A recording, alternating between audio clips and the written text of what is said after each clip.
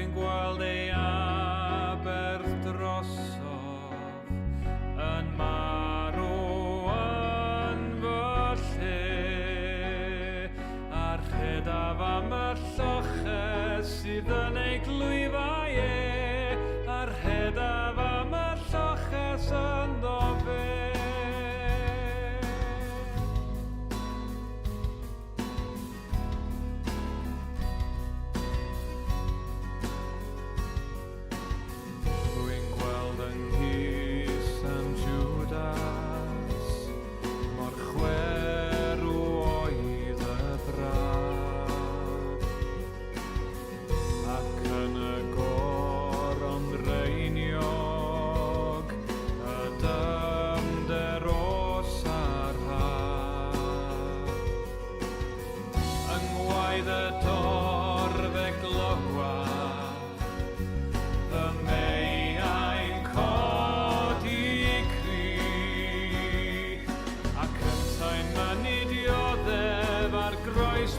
Drosoch fi, a cyntau'n mynnu dioddau drosoch fi.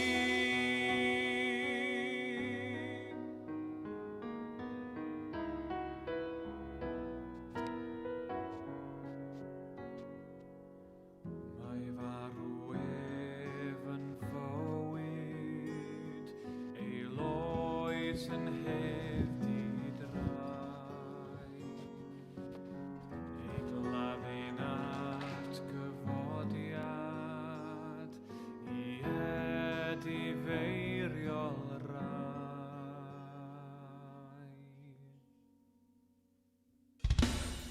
Rhwng obaith ymhondemniad, diniwed fabydyn, a chariad yn gorchuddio fy meiau bob yr un, fy meiau wedi cuddio bob yr un.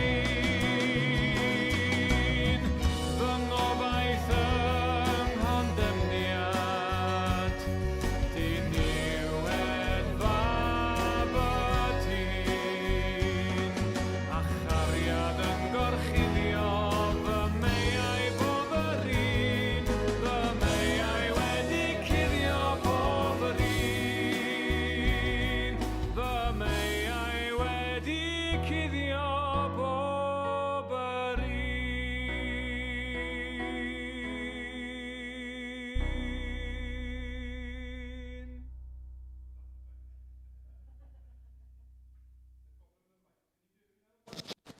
Sam? Diolch. Reit. Wel, bore yma, ni'n mynd i edrych yn gyflym arno Ioan. A dechrau'r adnod ola, Ioan 7, ymlaen i Ioan 8, adnod 11. So this morning, very briefly, we'll be looking at a passage in the Gospel of John, and starting in the last verse in chapter 7, and going on to 8, verse 11. I'll explain later. Sometimes it's hard to find this passage. I'll explain why later. Sometimes it doesn't come under... If you look for 8, it's actually before 8, but if you can find it. Byddai'n darllen yn Gymraeg a byddai geiriau yn Saesneg ar y sgrin. I'll be reading in Welsh, and the English version will be on the screen. So Ioan 7:53, John 7:53. Ac eithon adref bob un, ond aeth Iesu i fynydd yr olewydd, yn y bore bach daeth eto i'r deml, ac yr oedd y bobl i gyd yn dod ato. Wedi iddo eistedd a dechrau ei dysgu, dyma'r ysgrifenyddion a'r Phariseaid yn dod â gwraig ato oedd wedi ei dal mewn godineb, a'i rhoi i sefyll yn y canol. Athro meddent wrtho, y mae'r wraig hon wedi ei dal yn y weithred o dynebu. Gorchmynodd Moses yn y gyfraith i ni lebyddio gwragedd o'r fath, beth sydd gen i ti i'w ddweud. Dweud hyn yr oeddent mwyn rhoi prawf arno, a chael cyhuddiad i'w ddwyn yn ei erbyn. Plygodd Iesu lawr ac ysgrifennu ar y llawr a'i fus. Ond gan ei bod yn dal ati i ofyn y cwestiwn iddo, ymsythodd ac meddai wrthynt, pwy bynnag ohonoch sy'n ddi-bechod, gadewch chi hwnnw fod yn gyntaf i daflu carreg ati. Yna plygodd eto ac ysgrifennu ar y llawr, a dechreuodd y rhai oedd wedi clywed fynd allan, un ar ôl y llall. Y rai hynaf yn gyntaf, nes i Iesu gael ei adael ar ei ben ei hun, a'r wraig yno yn y canol. Ymsythodd Iesu a gofyn iddi, wraig, ble maint? Ond nid oes neb wedi dy gondemnio? Meddai hithau, neb, syr. Ac meddai Iesu, nid o'i finna'n dy gondemnio chwaith. Dos, ac o hyn allan, paid â phechu mwyaf. Amen.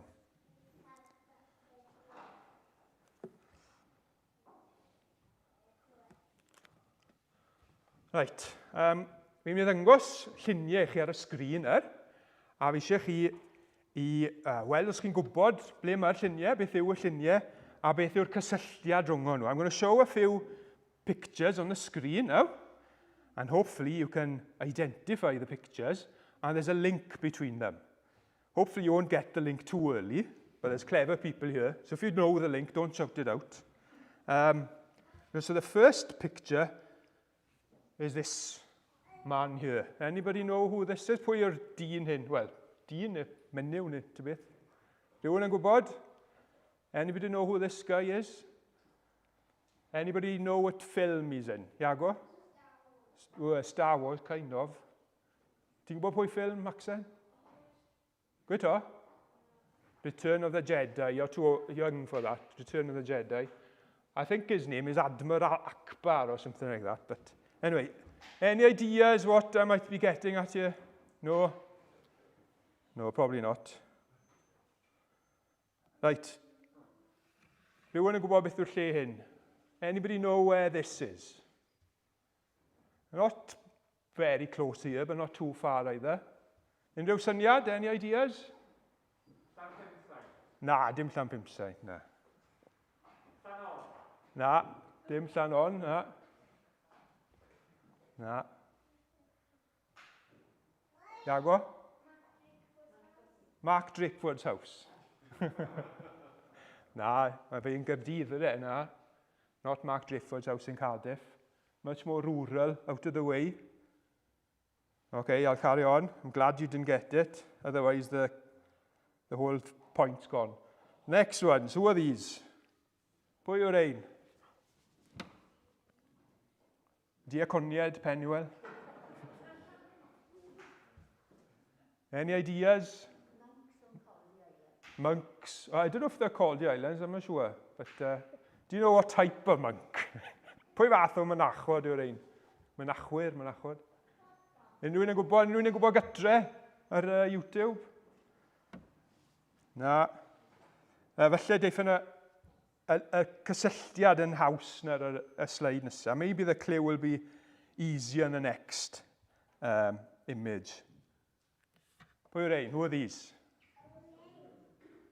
Yes? Von Trapp family. Von Trapp. So there's the clue. Na'r cysylltiad, trap. Here's this guy in Return of the Jedi. It's a trap! It's a trap! It's a trap. Mae'n enwog y mwyd, it's a trap. It's a trap! It's a famous bit from Return of the Jedi where it says it's a trap. It's a trap! And ever sy'n cysylltu'r lluniau, that's what links these images. This village here, pentre hwn, yw trap, ger Llandilo, neu mae Cara Cennen. Os chi wedi bod yn Cara Cennen, chi wedi mynd a bwys trap. These are Trappist monks. Maen nhw yn mynachod Trappist, na'r term cael ei ddefnyddio i disgrifio nhw, ar Von Traps. So, y cysylltiad yma yw trap. Na beth sydd gyda ni yn y darlleniad bore yma, so we've got in the story this morning is a trap. The Pharisees, the leaders, in Israel, caught this woman sinning, doing something bad. And they trapped her and dragged her into the temple. You can see them there, being really nasty to this woman, dragging her in. Llusgodd hi mewn o flaen y deml o flaen Iesu a ploncodd hi o flaen Iesu. They presented her to Jesus. And they tell Jesus that this woman has sinned badly and needs to be punished. Mae'n goffo cael ei cosbi am wneud y fath bechod. A maen nhw'n gofyn i'r Iesu a dylse hi gael ei llybyddio. So they tell Jesus this woman should be stoned. Now, stoning was a horrible thing that they used to do to people, and they still do in some countries, where they take not just pebbles like you get down the beach, but big rocks and stones and throw them at the person and kill them. And that's what they wanted to do to this lady. And they tell Jesus, this lady has done something wrong. She must be punished. But Jesus turns around and says, let one of you who is without sin, anybody here who has done nothing wrong, they can be the first one to throw the stone. Pwy bynnag ohonoch sy'n ddi-bechod, heb unrhyw nam, heb unrhyw drosedd, lle chi dwlu y garreg gyntaf. And the Pharisees realized that they couldn't throw the first stone. They had done something wrong. They had sin in their lives. And nobody threw the first stone. A mae'r Iesu'n gweud, nid wyf yn dy gondemnio di. Jesus tells the woman, neither do I condemn you. Mae Iesu yn maddau y fenyw yma. Jesus forgives this lady, this unfortunate lady. He's taken the punishment that she deserved. She did deserve a punishment. We all deserve a punishment for the wrong things we do. But Jesus took the punishment instead of this woman and instead of us. Jesus can take away sinning. Jesus can take away our sins. If you feel you're in a trap and can't stop doing wrong things or bad things, chi'n teimlo bod chi'n gaeth i bechod, mae Iesu'n gallu cymryd i gyd i ffwrdd. Gofynnwch i Iesu ddod mewn i'ch bywyd chi, i'ch ryddhau chi o'r trap. Ask Jesus to come into your life. You're never too young to ask Jesus into your life and ask him to release you from that awful trap of sin. Well, diolch am wrando. Thank you for listening. We'll pray now before moving on to the sermon. Cydweddion. Dad, diolch I ti bod ti ddim yn edrych arno ni fel dylse ti o Dad. I ni'n heiddi cosb, i ni'n heiddi cael ein llybyddio, i ni'n heiddi cael ein taflu uffern. Ond eto, wrth edrych arno ni, i ti'n edrych arno ni fel dy fab di o Dad. I ni'n gwisgo cyfiawnder Iesu Grist. I ti ddim yn storo ein pechodau ni yn ein erbyn. I ti di angofio am y pethau drwg i ni wedi gwneud trwy dy ras di o Dad. I ni'n diolch I ti am Iesu Grist yn cymryd ein pechodau ni gyd arno ei hunan, yn cael ei ddryllio yn ein lle ni. We thank you, Lord, that Jesus took our sins away. And on that cross, he took the punishment that we deserve. We thank you that you designed such a way for us to be right before you, Lord. We don't deserve to be right with you. We don't deserve to be able to pray like this, Lord. We don't deserve to be safe in your sight, but yet Jesus went to the cross and took our punishment in our place. And the curtain was ripped, Lord, and we have access to you now, Lord. Diolch I ti bod agoriad I ni nawr I ddod I dyddoli di. Ni'n gofyn I ti I dderbyn ein gweddiau ni, ni'n gofyn I ti dderbyn ein addoli ni o Dad, a ni'n gofyn I ti helpu ni wrth I ni I gyfarfod yma y bore yma. Bydd yn bresennol yn ein plith ni. Bydd gyda ni bob un sydd yn gwrando bore yma. Ni'n gofyn am yr ysbryd glân I agor ein meddyliau a'n calonau ni. We pray for everybody who is here this morning and those online who are listening. We ask your blessing on them and on each and every one of us. We ask that you would open our ears, our eyes, our heart to your word, Lord. We are here not to listen to man's word, but to listen to your word, to what you have to tell us this morning. We thank you that you speak to us, even in 2021, through your word, Lord. We thank you that you don't change. You are the same God today as you were 2,000 years ago, Lord. And we thank you that you will speak to us again. We are confident that you will speak to us this morning. We remember as well those who can't be with us this morning, those who might be ill or too weak, or we ask that you would be with them, that you would lift them up, and that you would comfort them. Ni'n gofyn hefyd am rai sydd bant I ffwrdd y bore yma. Ni'n meddwl am y gwneidog a'i deulu. Ni'n gweddio am y mis sydd I ddod. Bydden nhw'n cael ymlacio, cael amser gyda'i gilydd, cael amser gyda ti hefyd o dad, am myfyrio ar dair. Ni'n gofyn I ti I amddiffyn nhw, cadw nhw'n iach ac yn saff, a bod nhw'n cael amser da yn dod nôl yn barod am dymor newydd mis Medi. We ask for the events of this summer now. We thank you that things can start moving again. We think of different missions that might go on during the summer weeks, Lord. We ask for any conferences and camps that can go ahead.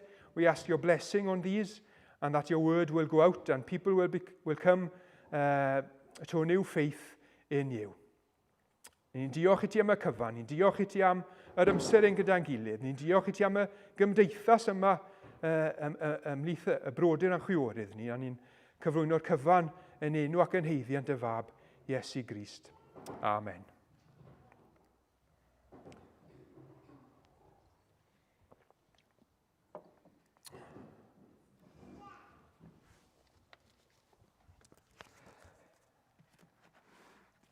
Well, if you are a visitor this morning, I'm not the minister here at Pennywell, so please don't let me put you off coming again.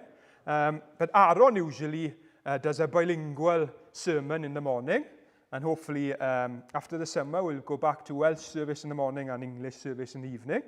But for now, I'm going to try and do as bilingual as I can, but I can't do it as well as Aaron. If you've tried reading in one language and seeing another language on the screen in front of you, it's quite confusing. So what I'm planning to do is mainly English, but any Bible verses I'll do in Welsh with the English version on the screen. So hopefully it will go okay, and bear with us. First of all, we're going to look at the passage I read earlier this morning from John 8, the first 11 verses really. Now you may notice in your Bible that it's separated from the rest of the Gospel. Yn y Beibl Cymraeg, mae e mewn italics. Mae wedi cael ei ddangos mewn italics. It might be in italics in your Bible, or in brackets, or in a footnote, or separated off. And there is a certain conflict when it comes to preaching from this word.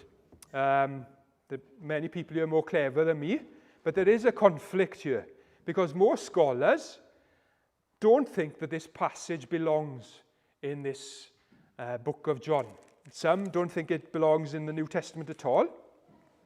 If you look at the verses before the reading and after, it flows much better if this passage wasn't there. And actually, none of the manuscripts, the copies of the Bible that we have, show this story until the 5th century when it starts appearing. And it starts appearing in different parts of John, and even in Luke, in some manuscripts as well. And some of the teachings that we have from the early church, from the early church fathers, they omit this passage. They don't preach on this passage. They don't discuss it. It's as if it doesn't exist. So why are we looking at this passage? Why should we be preaching from this passage at all, then, you might be asking? Well, apart from the fact that it is one of the most famous passages, one we learn about in Sunday school, if we were fortunate enough to go to Sunday school, and one that is well loved by generations of Christians. Apart from that, lots of theologians think the story had happened and it had circulated verbally amongst the early Christians before being inserted into John. Don Casson says one of the theologians, says, there is little reason for doubting that the event here described occurred. The event doesn't contradict anything in the Gospels. It's consistent with the way Jesus behaved, the way he was tested, with his teachings. It's consistent with the teachings of the Gospel. And John Piper said when he preached on this text, what I will do is take its most remarkable point and show that it is true on the basis of other parts of Scripture. And so let this story not be the basis of our authority, but an echo and a pointer to our authority, namely the Scriptures that teach what it says. So with that in mind, let's look this morning at this portion that we have here and see what we can learn and see what we can draw out from the story. Well, I mentioned to the children earlier about traps. And this is what we have in this passage, really, is a trap. And in fact, there's more than one trap here. As we read the story, it becomes apparent there's a few traps here. And in verse 6, it says that the Pharisees were using this scenario as a trap. They were using this question as a trap in order to corner Christ, in order to have a basis for accusing him. And the first trap really we have, I think, is in verse 3. In verse 3. Dyma'r ysgrifenyddion a'r Phariseiad yn dod â gwraig ato, oedd wedi ei dal mewn godineb, a'i rhoi i sefyll yn y canol. Dyma y trap gyntaf. Oedd y fenyw yma wedi cael ei thrapo, wedi cael ei dal mewn godineb. The Pharisees burst in on Jesus as he is preaching in the temple. They're quite rude and burst in on him and present him with this woman that they have caught in adultery. It says in verse 2 that it had happened at dawn. So we can assume that this woman had been caught during the night. Well, how had she been caught? How did you get caught in adultery? How did the Pharisees know that she was going to commit this sin? Had they been following her? Had they been spying on her? Had they laid a trap for her? And here she is, caught in this trap. She's pushed, dragged, shoved by the Pharisees and led to the temple where her sins were proclaimed to the public. She probably would have been shouted at, sworn at, spat at. Pharisees, she knew, wanted to punish her by stoning. She must have been terrified. Strangers shouting at her, wanting to stone her. It must have been completely terrifying. She had no escape from this. The Pharisee had trapped this woman, but really, they weren't after this woman.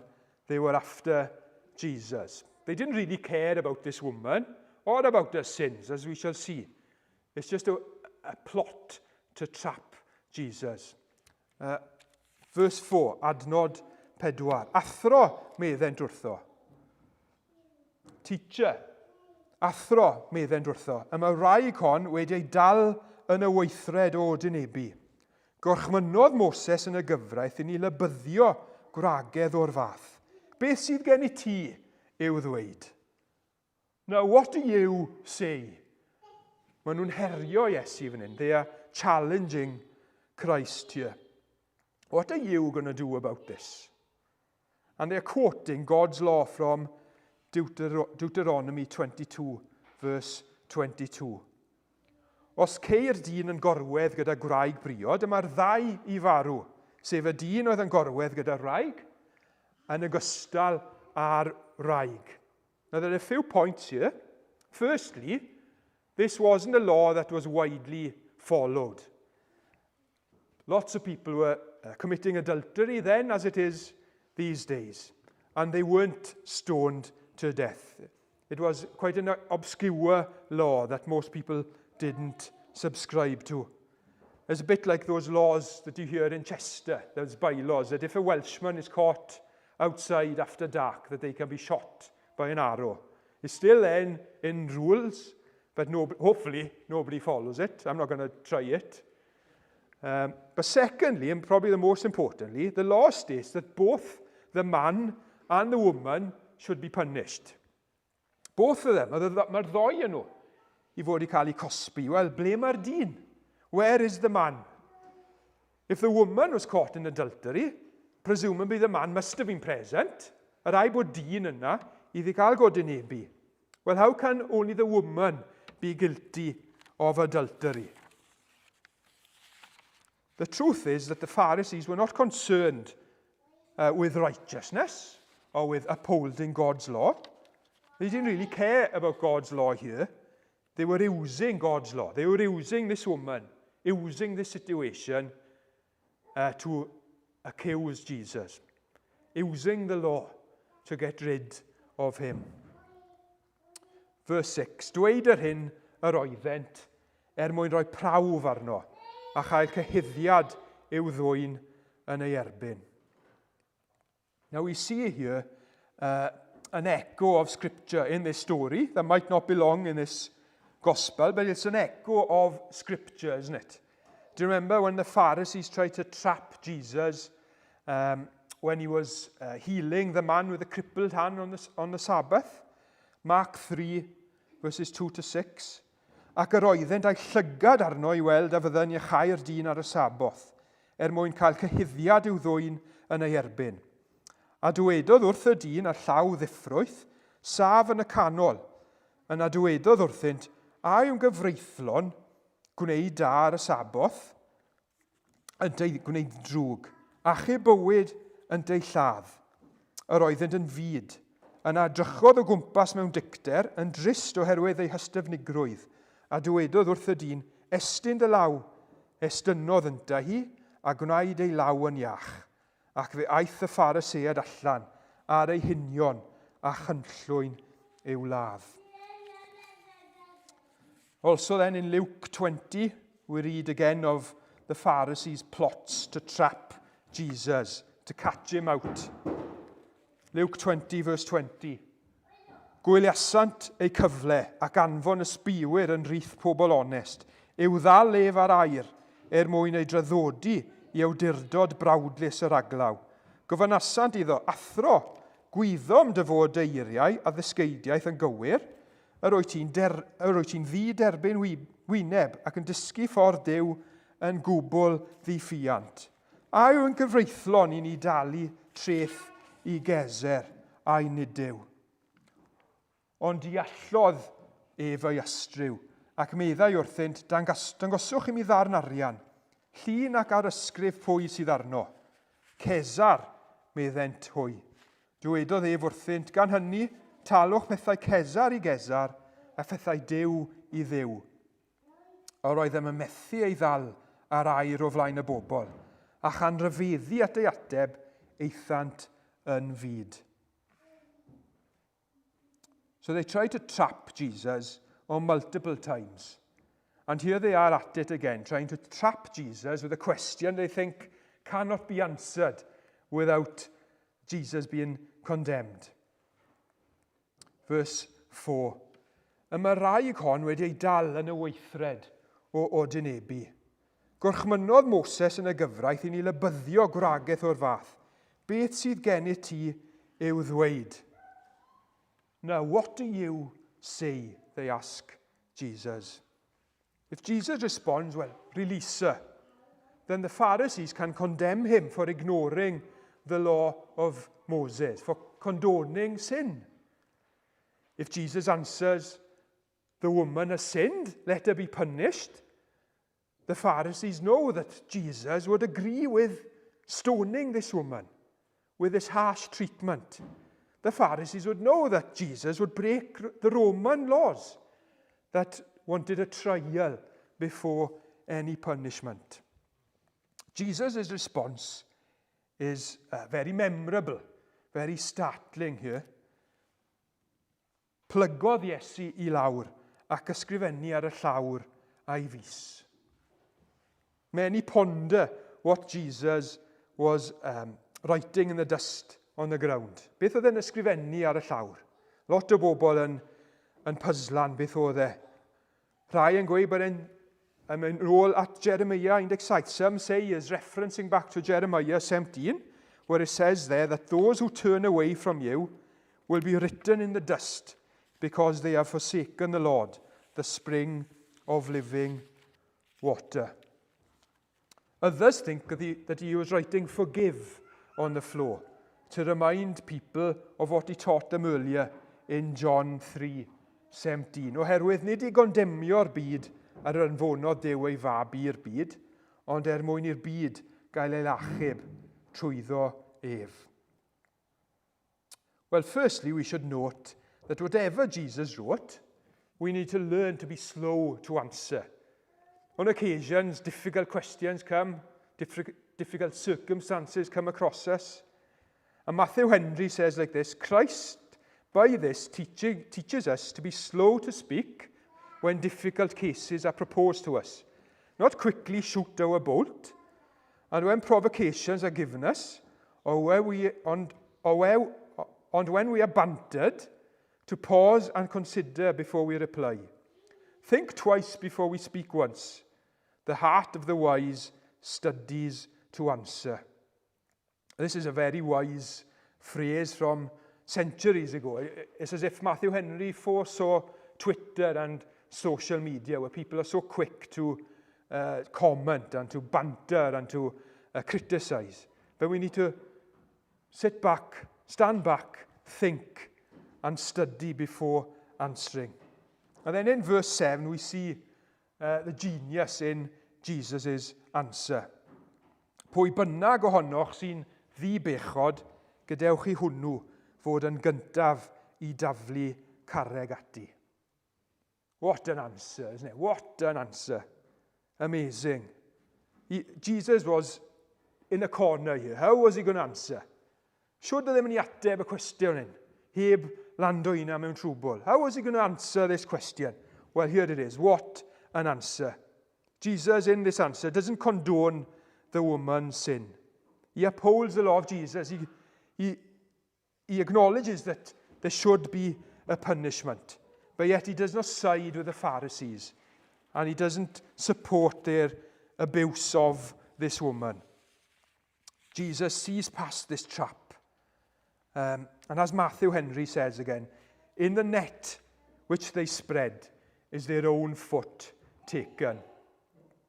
The Pharisees realize that none of them are faultless. None of them are perfect. None of them can throw that first stone. They realize that the tables have been turned, that they cannot punish this woman.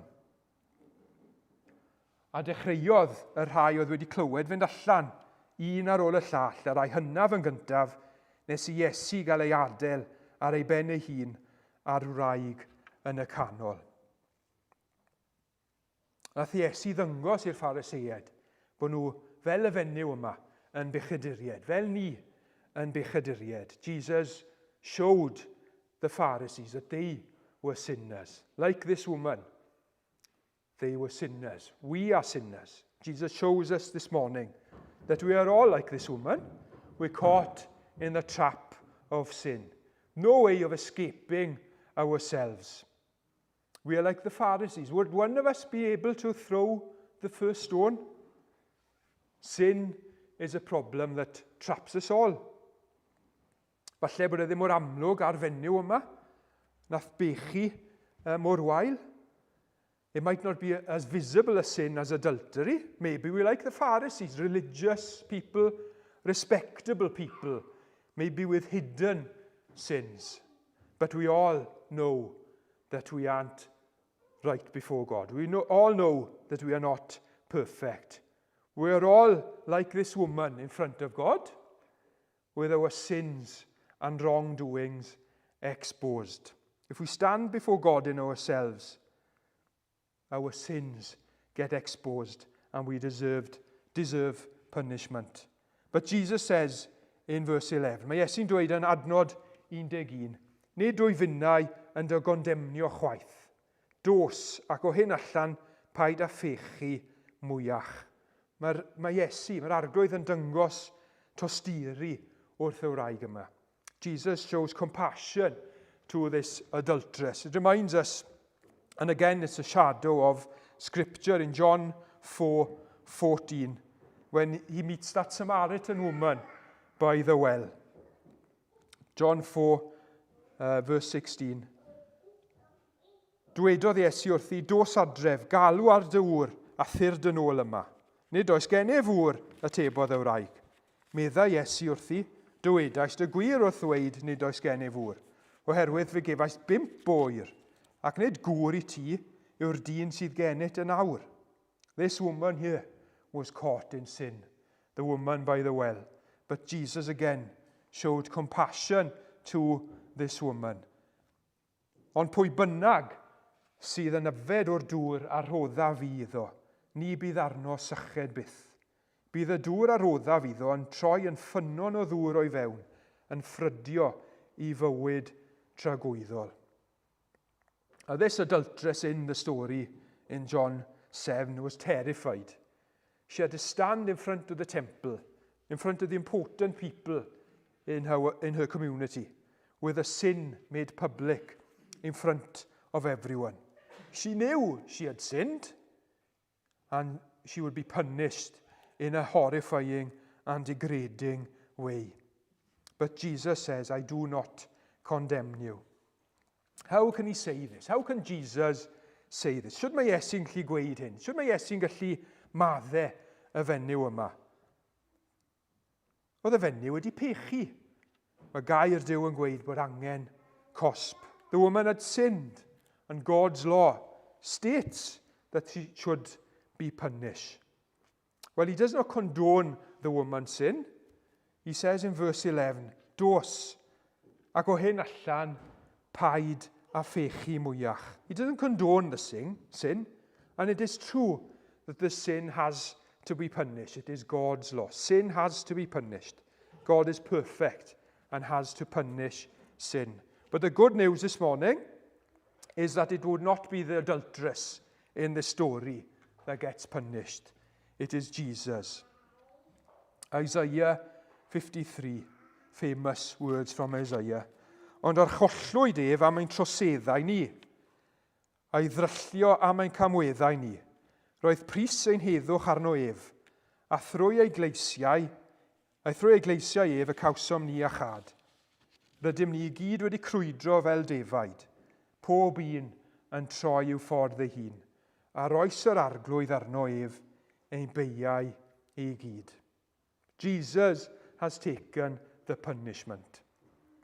Are you trapped in sin like the woman in the story? Jesus says, neither do I condemn you. Are you trapped in empty religion, in respectability, in secret sin, in hypocrisy, like the Pharisees? Jesus says, neither do I condemn you. How can he say this? Well, he says this because he was condemned in our place. Our guilt has been taken away. We deserve to be punished. We deserve to be stoned. But Jesus was wounded for our transgressions. He was crushed for our iniquities. Jesus died for our sins. Whatever is our trap this morning, whatever is our sin, Jesus is able to break us free. Romans 8, verse 1. A nawr felly, nid yw'r rhai sydd yng Nghrist Iesu dan gollfar nhw unrhyw fath, oherwydd yng Nghrist Iesu y mae cyfraith yr ysbryd sy'n rhoi bywyd wedi dy ryddhau o afael cyfraith pechod a marwolaeth. There is now no condemnation for those who are in Christ Jesus. Well, one of my favourite hymns, and we're going to sing now, it's a Welsh hymn. I found an English translation, but unfortunately it doesn't really fit with the tune. But it speaks about the traps being set free and our feet being free. Os do fi drwy'r anialwch, rhyfedda fyth dy ras, am henaid i lonyddwch rôl ganwaith golli'r mas. Y maglau, y traps, y maglau wedi torri, y chains wedi torri, am trad yn gwbl rydd os gwelir fi fel hynny, tragwyddol foli a fydd. If I should cross this desert to see the Saviour's face, though many times I've fallen, I'll marvel at thy grace. The fowler's snare, or the trap, the fowler's snare then broken, my feet for heaven set free. My song in thy near presence will endless praises be. Wel, clod i Dduw am ein achub ni. Amen. Well, we're going to sing that hymn now. As I said earlier, the English words don't quite fit, so it'll be in Welsh only. And then after that, we'll sing an English hymn, Love Divine. Diolch.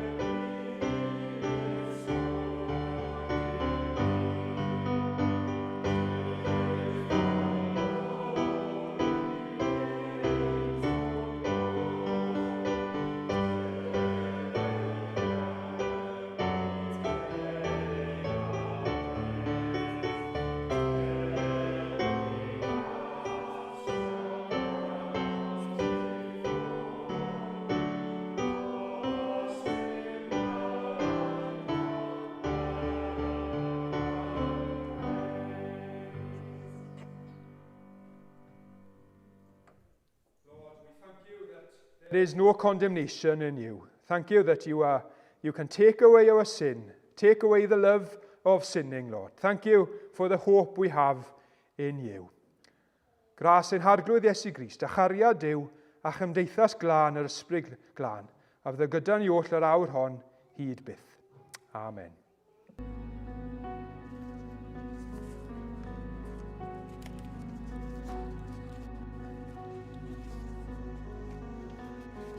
Dwi'n gweld yn ystlys Iesu, mor ddofn i'r clwyf a wnaed. Gan bicell hyll fy mhechod, ac yn y dŵr a'r gwaed. Rwy'n gweld ei aberth drosoch yn marw yn fy lle, a'r rhedaf am y lloches sydd yn ei glwyfau e, a'r rhedaf am y lloches ynddo fe.